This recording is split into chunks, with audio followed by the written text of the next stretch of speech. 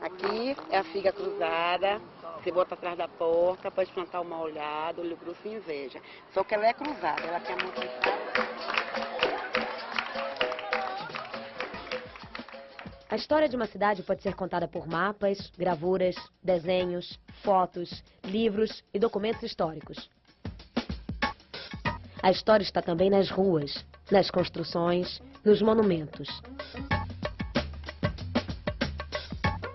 Mas ela não é feita só de coisas mortas. Ela é viva e depende do ponto de vista de quem a constrói. É o homem quem confere valor histórico aos fatos passados.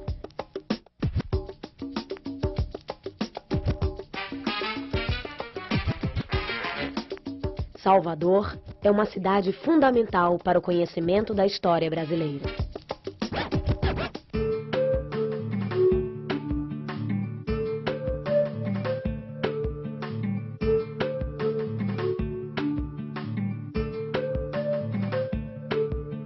Meu nome é Vivian Caroline, sou nascida e criada na cidade de Salvador, tenho 26 anos, estudo jornalismo, sou diretora cultural da Didá Escola de Música e também percussionista da Didá Banda Feminina. Eu estou aqui para falar um pouquinho da minha cidade, da cidade de Salvador. Bem, Salvador tem mudado muito nos últimos anos, tem crescido, porém o povo da Bahia não perde sua raiz. A cultura afro-brasileira mantém uma forte identidade com Salvador. Quando os portugueses chegaram ao Brasil em 1500, desembarcaram em Porto Seguro, sul da Bahia, mudando para sempre a vida dos índios que aqui viviam. Na época, as principais potências europeias viviam um momento de grande expansão de suas fronteiras geográficas e econômicas. Um ano após, em 1501, o navegador italiano Américo Vespúcio, a serviço do rei de Portugal, chega à terra que batizou de Bahia de Todos os Santos. Em 1549, neste local, Tomé de Souza, primeiro governador-geral do Brasil, funda a cidade de Salvador. Esta região era constantemente invadida por corsários que vinham em busca de riquezas naturais, como o pau-brasil e a cana-de-açúcar.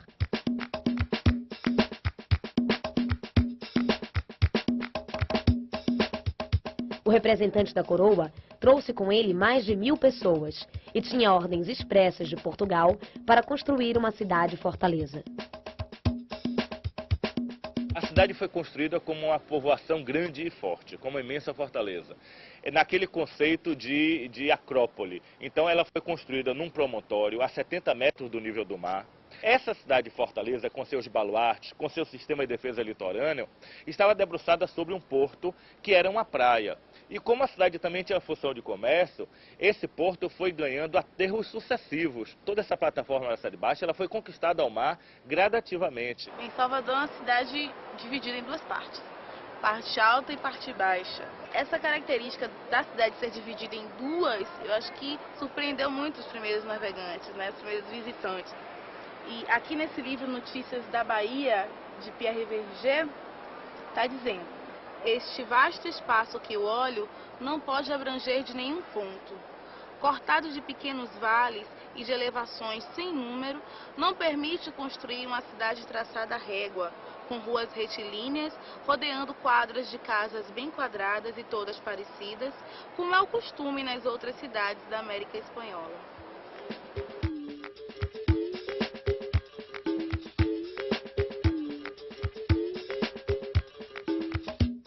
Salvador foi escolhida para ser a primeira capital do Brasil por sua excelente localização e proximidade do centro econômico da colônia, o Nordeste açucareiro. E também por ser rota de apoio para o comércio com as Índias e o Oriente. A partir daí, tornou-se o principal porto de carga e descarga de mercadorias da região. Lá embaixo a gente tem o Mercado Modelo, a Baía de Todos os Santos, a Capitania dos Portos, a Feira de Água de Meninas. E aí a gente pode tomar o elevador Lacerda, vir parar aqui na parte de cima da cidade se deparar com a Prefeitura Municipal de Salvador, com Pelourinho, Castro Alves, enfim. E aqui em cima a gente tem também uma evolução industrial, né, que está toda aqui na parte alta da cidade. E a isso a gente atribui os shopping centers, grifes, supermercados, enfim, muita coisa moderna. A vida em Salvador se resumia à cidade alta e à praia, como era chamada a região portuária.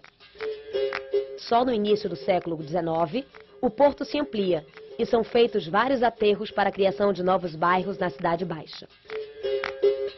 Nesse mesmo período, essas áreas começam a se integrar, com a criação de planos inclinados e, posteriormente, a construção do elevador Lacerda, em 1875.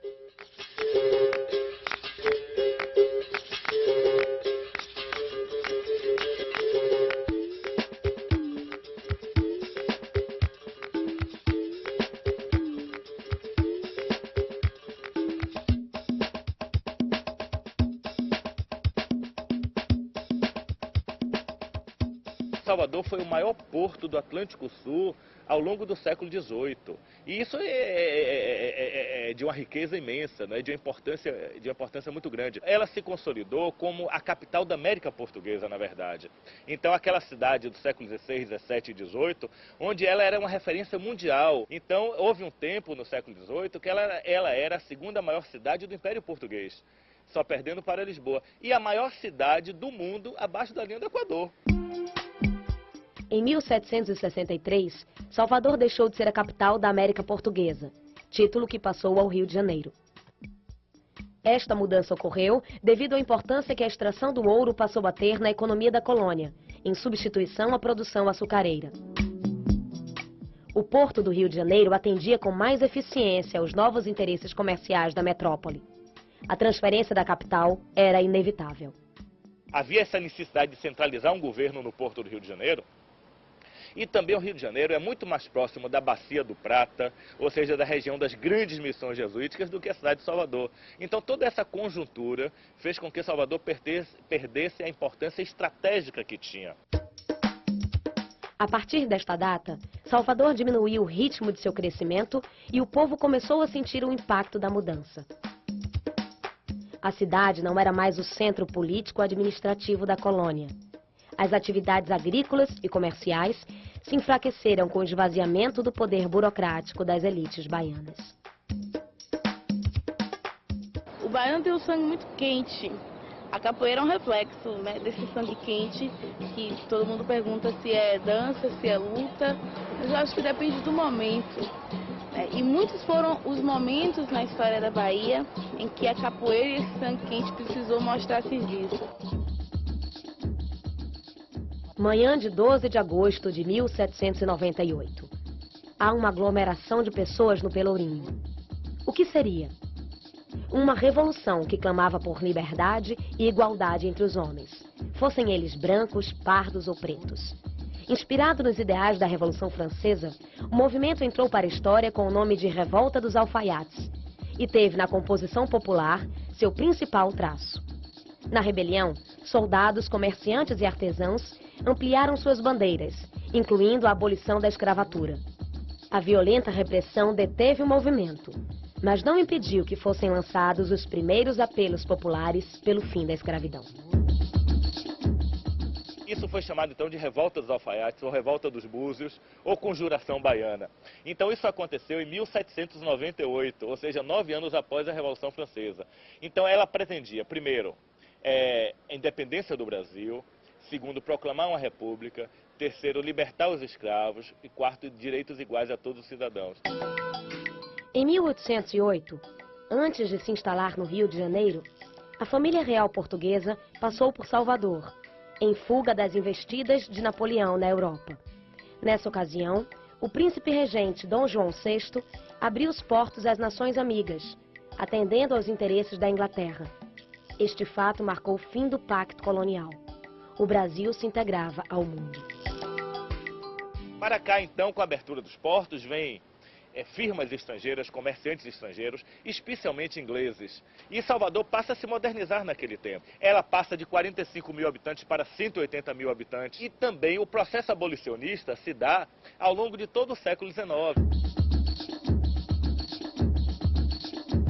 As nossas fotografias são uma forma de imagem.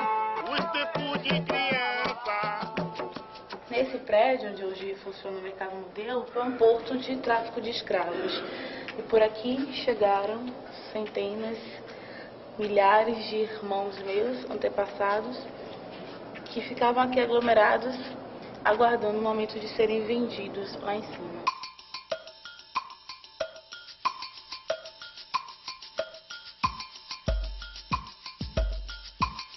Desde os primeiros tempos da colonização, inicia-se o tráfico de escravos para a América. Os negros eram aprisionados na África, trazidos e vendidos para o trabalho forçado, em regime de completa escravidão.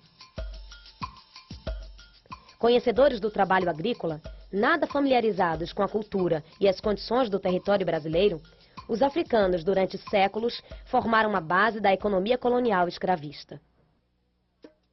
O tráfico de escravos era feito no esquema de escambo. Os navios levavam para a África tabaco, aguardente e búzios para serem trocados por escravos. Para os donos de engenho, o negócio era excelente. O tráfico negreiro internacional foi um dos grandes negócios da época, enriquecendo os traficantes daqui e da além-mar. Agora nós estamos aqui no Solar do Unhão. O Solar do Unhão foi mais um porto de recepção de escravos, né? Nessa mediação do Solar do Unhão até o Mercado Modelo, nós tínhamos pontos de venda. E aqui eles já chegavam, já eram pesados, já eram preparados, lubrificados para serem vendidos como mercadoria. Os negros africanos procediam de vários lugares e eram muito diferentes na língua, na cultura e na aparência física. Calcula-se que entre os anos de 1550 e 1850, o tráfico de escravos tenha trazido para a Bahia cerca de 1.200.000 africanos, dos quais 350 mil do Congo e Angola e 850 mil do hemisfério norte, golfos do Benin e de Biafra. Os africanos tinham origens diferentes, igualando-se apenas no sofrimento imposto pela escravidão. O que é que significa pelourinho? Pelourinho é uma coluna que é o símbolo da justiça. Qualquer cidade, qualquer vila, quando ela era instalada, qualquer uma, em Portugal ou qualquer lugar do Brasil, tinha o seu pelourinho. Pelourinho é originalmente o local onde os escravos apanhavam, onde eles ficavam amarrados, né, para sofrer os castigos. E aqui em Salvador existiam vários pelourinhos, né? Na Castro Alves tinha pelourinho, lá embaixo onde nós estávamos no Mercado Modelo tinha pelourinho. E quando eles colocaram pelourinho aqui, nesse Largo do Pelourinho, aconteciam os castigos eventuais, né? Tudo em praça pública, né? Para quem quisesse ver. Na sequência de uma série de revoltas políticas ocorridas no período da regência, o Pelourinho, em 1835, foi palco de um importante acontecimento da história de Salvador: a Revolta dos Malês. Os malês eram um grupo de escravos de origem islâmica. Dominados, foram cruelmente castigados no Pelourinho. Tal brutalidade chocou a população da cidade. E neste mesmo ano, o Pelourinho deixou de ser local de suplício de escravos. A Revolta dos Malês também foi outra revolta sufocada. Ela aconteceu num sítio, o foco dela foi na Baixa dos Sapateiros, ali na Praça dos Veteranos, e essa Revolta dos Malês foi de 1835. Então, na verdade, os malês é de uma região da África de religião muçulmana. O que os malês pretendiam era criar uma república muçulmana na Bahia. Eles não queriam somente combater os portugueses, mas também combateriam todos os africanos que não fossem muçulmanos. Então, na verdade, é uma revolta pautada, claro, em aspectos políticos, mas fundamentalmente religioso. Existia um grande número de escravos muçulmanos que sabiam falar árabe e que sabiam escrever em árabe. E viam doceiros, pessoas que vinham comercializar aqui em Salvador e que no meio dos doces ou do acarajé, enfim, escondiam bilhetes e na compra do alimento, a pessoa já recebia uma mensagem. Então, muitos foram enforcados, muitos foram mandados de volta para a África, mas não foi derrota, né? Foram vitórias, porque foi avanço, foi através dessas revoltas que nós conseguimos não só a libertação dos escravos, mas também a independência do Brasil. O conjunto arquitetônico colonial que abrigava a elite da cidade de Salvador começou a se tornar um espaço símbolo da luta pela abolição da escravatura. Com o fim da escravidão, muitos senhores doaram casas para seus escravos, que passaram a morar e viver de pequenos negócios, onde antes eram submetidos à humilhação.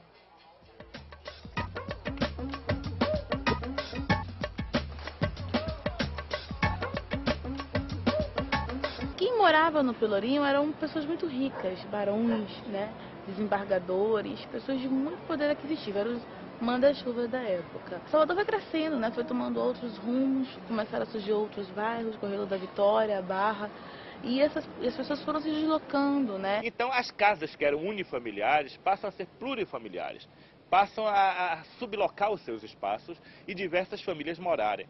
E de classe alta, passa para média alta, média média, média baixa, até chegar, eu diria assim, a um estágio de degradação social, onde se tornou ali praticamente um gueto de prostituição, de pobreza e tudo mais. Hoje, o Pelourinho, meu coração, é de um conjunto arquitetônico reconhecido pela Unesco como Patrimônio Histórico e Cultural da Humanidade. Na área, existem quase 2.000 construções dos séculos 17, 18 e 19. A partir da década de 80, foram criadas entidades como, por exemplo, o Olodum, que se instalou no Pelourinho, o Projeto Axé, que consolidaram uma imagem de agremiações afrodescendentes extremamente fortes, extremamente características. Somos a pátria amada! Didá, o poder de criar, Didá! O objetivo da Didá é melhorar a qualidade de vida de mulheres e crianças através da música. Né? São meninas humildes, crianças humildes, que vêm de famílias com problemas. É através da música que eles vão se conhecendo, né? Eles vão conhecendo a história dos seus antepassados, vão se aproximando de sua cultura e vão se entendendo como pessoas importantes dentro da sociedade e procurando identificar qual o seu papel dentro da sociedade. O processo de restauração do casario revitalizou todo o centro histórico, onde se concentram valores e histórias da saga do negro africano no Brasil.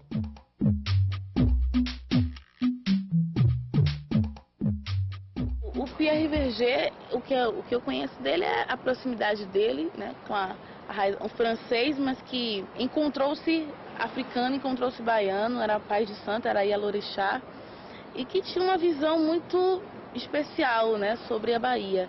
Ele conseguia identificar valores em cenas comuns, né, do cotidiano baiano e conseguia ver um valor muito profundo no candomblé.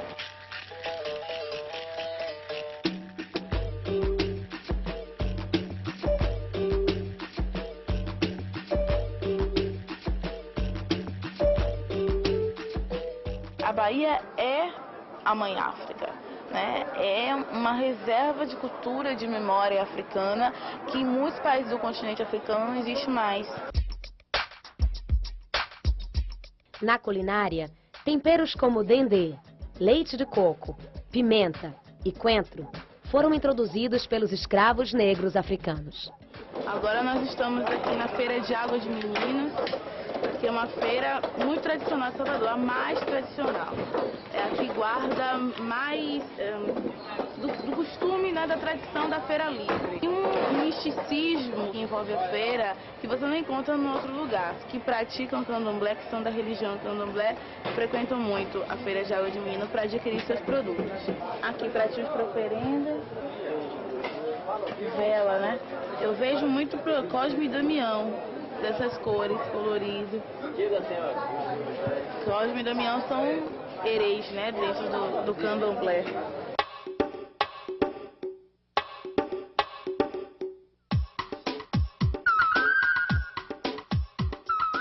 E aqui é o feijão da acarajé, que já vem todo quebradinho para facilitar o trabalho da baiana. Na dança, no batuque, nas vestimentas, nas festas e, sobretudo, na religiosidade, é evidente a herança africana. Essa daqui é o azul, Ogum Santo Antônio. Essa daqui é a vermelhinha, Inhaçã Santa Bárbara. Essa daqui é a verdinha, é o Oxóssi, São Jorge. Esse sincretismo se dá devido a quando os escravos vieram para o Brasil, eles não podiam adorar seus deuses, né? Eles tinham que esconder, né, o que eles acreditavam, porque para os brancos aquilo era coisa do demônio, e coisa que até hoje existe esse preconceito, né? Então, o que é que eles faziam? Eles escolheram santos católicos que tivessem as mesmas características ou características semelhantes que seus orixás. Então, eles estavam fazendo oferenda para Inhaçã, mas se chegasse, o branco deveria ver em cima a imagem de Santa Bárbara. Na ocupação da cidade, por exemplo, se você tem as cumeadas ocupadas pelas igrejas, que são os pontos mais altos da cidade, você tem as baixadas, você tem a periferia da cidade ocupada pelos terreiros de candomblé. E que é uma ocupação extremamente diferenciada, o tratamento, a relação do homem com a paisagem, o tipo de ocupação do território, com os elementos naturais. Então, um lago é sagrado, um rio é sagrado, uma nascente é sagrada, uma árvore é sagrada.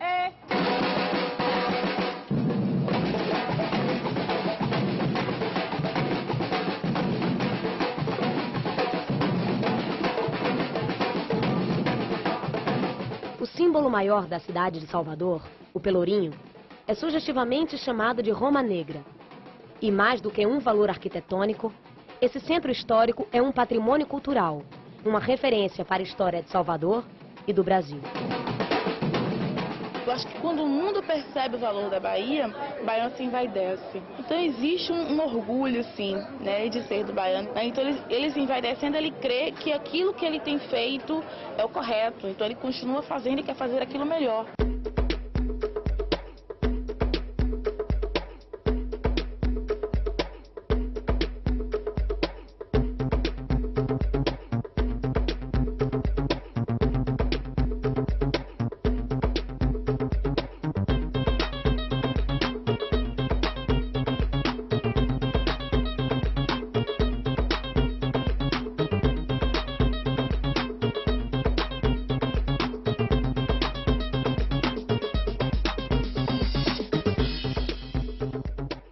Jesus, que tome conta de vocês, livre das horas mal, Senhor do Bom Fim, que é o Pai de nós todos, abaixo de Deus.